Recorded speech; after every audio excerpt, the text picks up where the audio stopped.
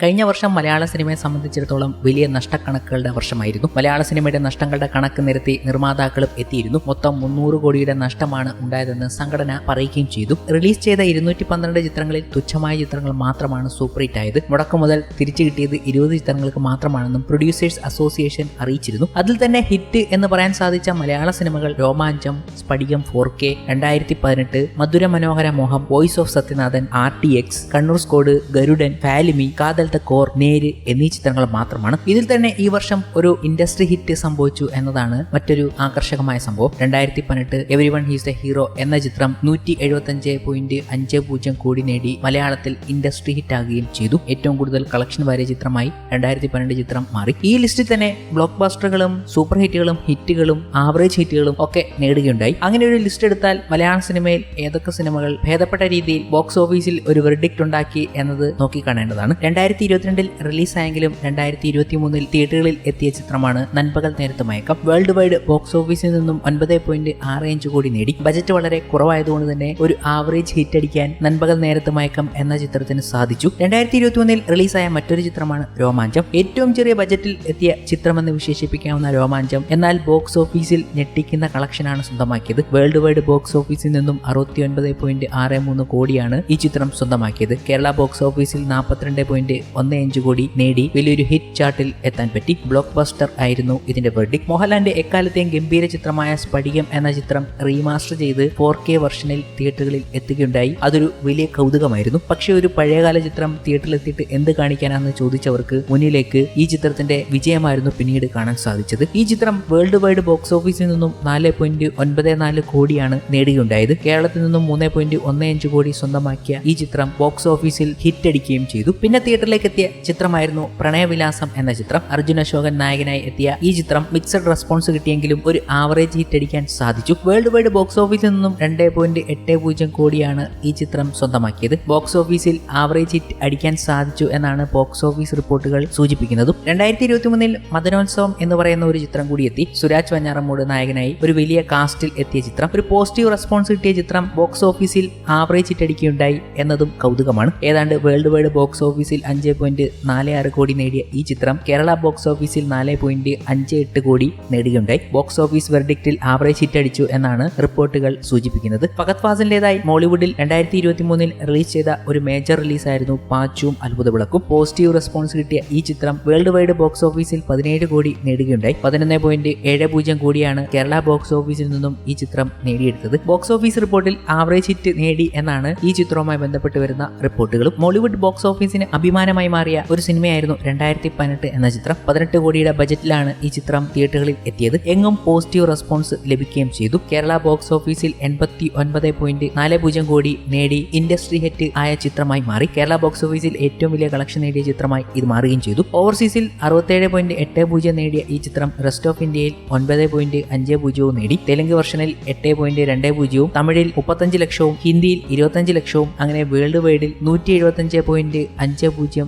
നേടുകയുണ്ടായി. ഏറ്റവും വലിയ collection industry ഹിറ്റാണ് box office വെർഡിക്റ്റിൽ ഈ ചിത്രം നേടിയെടുത്ത വെർഡിക്റ്റ്. 2023 ആവറേജ് ഹിറ്റ് അടിച്ച മറ്റൊരു ചിത്രമായിരുന്നു നെയ്മർ. കേരള ബോക്സ് ഓഫീസിൽ നിന്നും 6.22 കോടിയും വേൾഡ് വൈഡ് ബോക്സ് ഓഫീസിൽ നിന്നും 7.37 കോടിയും നേടിയ ഈ ചിത്രം ബോക്സ് ഓഫീസ് റിപ്പോർട്ട് പ്രകാരം ആവറേജ് ഹിറ്റ് നേടിയെന്നാണ് റിപ്പോർട്ടുകൾ. മധുര മനോഹര മോഹം കേരള ബോക്സ് ഓഫീസിൽ ഹിറ്റ് നേടിയ മറ്റൊരു ചിത്രം. 2023 ഹിറ്റ് ചാർട്ടിൽ ഇടം പിടിച്ച ഒരു ചിത്രം. ഒരു പോസിറ്റീവ് റെസ്പോൺസ് കിട്ടിയ ഈ ചിത്രം കേരള ബോക്സ് ഓഫീസിൽ നിന്നും 6.98 കോടി നേടി. ഓവർസീസിൽ 2.55 കോടിയും റെസ്റ്റ് ഓഫ് ഇന്ത്യയിൽ 25 ലക്ഷവും അങ്ങനെ വേൾഡ് വൈഡ് ഗ്രോസായി 9.78 കോടിയും ഈ ചിത്രം സ്വന്തമാക്കി. ബോക്സ് ഓഫീസ് റിപ്പോർട്ട് പ്രകാരം ഈ ചിത്രം ഹിറ്റ് അടിക്കുകയായിരുന്നു. 2023 ഇറങ്ങിയ മറ്റൊരു ചിത്രമായിരുന്നു 18+ എന്ന കൊച്ചു ചിത്രം. ഈ ചിത്രവും കേരള ബോക്സ് ഓഫീസിൽ ആവറേജ് ഹിറ്റ് നേടാൻ സാധിച്ചു എന്നാണ് റിപ്പോർട്ടുകൾ. കേരള ബോക്സ് ഓഫീസിൽ 6.03 കോടി നേടിയ ഈ ചിത്രം വേൾഡ് വൈഡ് ബോക്സ് ഓഫീസിൽ 8.23 കോടി നേടി. ബോക്സ് ഓഫീസ് റിപ്പോർട്ട് പ്രകാരം ഈ ചിത്രം ആവറേജ് ഹിറ്റാണ്. ഈ വർഷം ദിലീപും തന്റെ ഒരു ചിത്രവുമായി എത്തുകയുണ്ടായി. വോയിസ് ഓഫ് സത്യനാഥൻ എന്ന ചിത്രം. ഒരു തിരിച്ചുവരവ് എന്നൊക്കെ വിശേഷിപ്പിക്കാവുന്ന ദിലീപിന്റെ ചിത്രമായിരുന്നു voice of Sathyanathan. Kerala box ഓഫീസിൽ 15.40 കോടി ഈ ചിത്രം സ്വന്തമാക്കിയുണ്ടായി. ഓവർസീസിൽ 5.60 കോടിയും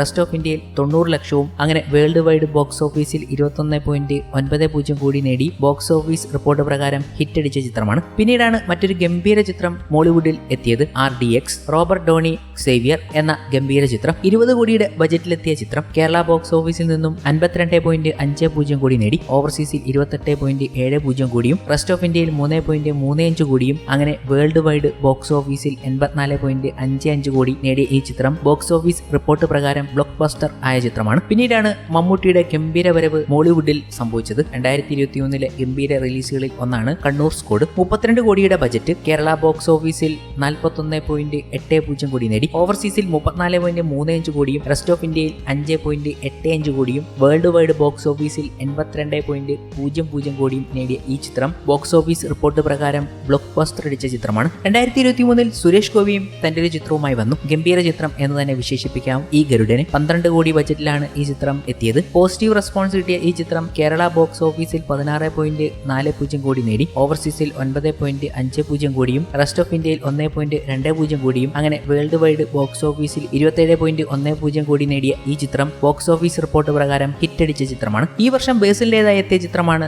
ഫാലിബി. 7.50 കോടി ബജറ്റിലെത്തിയ ഈ ചിത്രം ഗംഭീര പോസിറ്റീവ് റെസ്പോൺസ് ആണ് ലഭിച്ചത്. കേരള ബോക്സ് ഓഫീസിൽ 10.65 കോടിയാണ് ഫാലിബി നേടിയത്. ഓവർസീസിൽ 5.10 കോടിയും റെസ്റ്റ് ഓഫ് ഇന്ത്യയിൽ 1.35 കോടിയും അങ്ങനെ വേൾഡ് വൈഡ് ബോക്സ് ഓഫീസിൽ 17.10 കോടി നേടി. ബോക്സ് ഓഫീസ് റിപ്പോർട്ട് പ്രകാരം ഹിറ്റടിച്ച ചിത്രമാണ് ഫാലിബി. കാതൽ ദ കോർ എന്ന മറ്റൊരു ചിത്രം കൂടി മമ്മൂട്ടി ഈ വർഷം റിലീസ് ചെയ്തിരുന്നു. ഒരു പോസിറ്റീവ് റെസ്പോൺസ് കിട്ടിയ ചിത്രം. കേരള ബോക്സ് ഓഫീസിൽ 10.80 കോടി നേടി. ഓവർസീസിൽ 1.34 കോടി നേടുകയുണ്ടായി. റെസ്റ്റ് ഓഫ് ഇന്ത്യയിൽ 2.40 കോടിയും നേടി. വേൾഡ് വൈഡ് ബോക്സ് ഓഫീസിൽ 14.54 കോടി നേടിയ ഈ ചിത്രം ബോക്സ് ഓഫീസ് റിപ്പോർട്ട് പ്രകാരം ഹിറ്റടിച്ച ചിത്രമാണ്. ജോഷിയുടെ സംവിധാനത്തിൽ പൊറിഞ്ചു മറിയൻ ജോസിന് ശേഷം അതേ താരങ്ങൾ ഒന്നിക്കുന്ന മറ്റൊരു ചിത്രം കൂടി എത്തുകയും ചെയ്തു. 2023 ആന്റണി എന്ന ചിത്രം. ഈ ചിത്രത്തിന് നെഗറ്റീവ് റെസ്പോൺസ് ആണ് ലഭിച്ചത് എന്നതാണ് കൗതുകം. പക്ഷേ കേരള ബോക്സ് ഓഫീസിൽ നിന്നും 8.40 കോടിയാണ് ഈ ചിത്രം സ്വന്തമാക്കിയത്. വേൾഡ് വൈഡ് ബോക്സ് ഓഫീസിൽ 11.50 കോടിയും നേടി. ബോക്സ് ഓഫീസ് റിപ്പോർട്ട് പ്രകാരം ഇതൊരു